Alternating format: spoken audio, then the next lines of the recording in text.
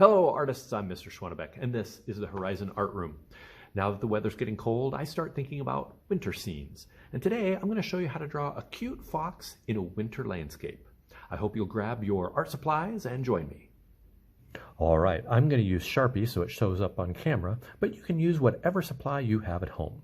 The first thing I'm going to do is create an oval or a circle near the center of the page, and foxes have a lot of orange fur and also an area of white from this edge down to where the nose would be. I'm going to make another one on the other side. I'm going to try to copy it. Your lines can come to a point, they can touch, they don't have to. Let's add a little nose right there. I'm going to draw it right where those two meet. I'm going to fill that in. You can either make your fox sleeping with two little curvy lines like that, or if you want, you can make his eyes open by just drawing more of a shape. Either one is fine. You might add a couple little circles, kind of like so. I'm going to make two like that, and then color kind of like that. Next, we're going to create the ears. I'm going to start near the top of his head, and I'm going to make a big curve that comes out to a point, and then I'm going to curve back down to the side of his face, kind of like that. I'm going to do another one over here on this side, curving up and out, and then back to the side of the face. Don't worry too much if they don't come out exactly the same size. Then we're going to create another curved line, and this is going to make it look like your fox has an open but turned ear. I'm also going to do one over here, like so, just like that. Start at the side of his cheek, and I'm going to come out and around, and then I'm going to stop when I get about halfway. Starting at the face and curve back like that and just stop, leaving a space. Then come back to here. I'm going to curve up and back down. I'm going to bring it from the tip up to touch the other side of the face. That's going to create that overlap, kind of like we did with our last artwork.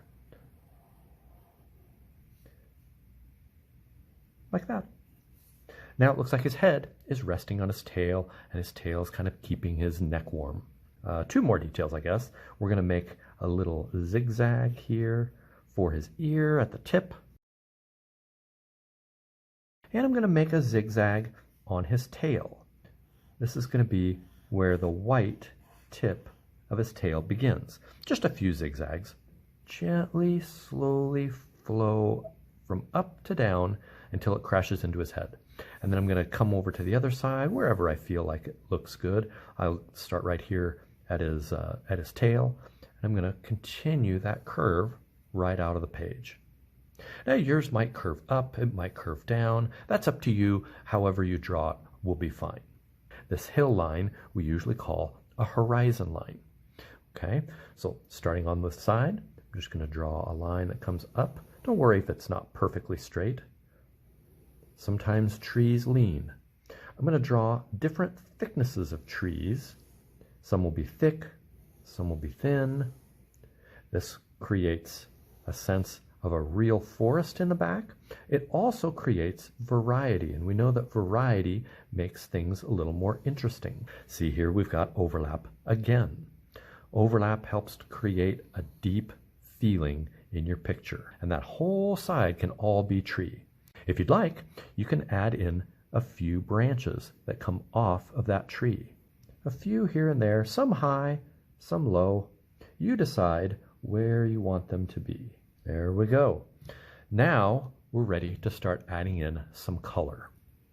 I'm using colored pencil because it's what I have here in the Horizon Art Studio. Whatever you'd like to use to add color to yours is totally fine.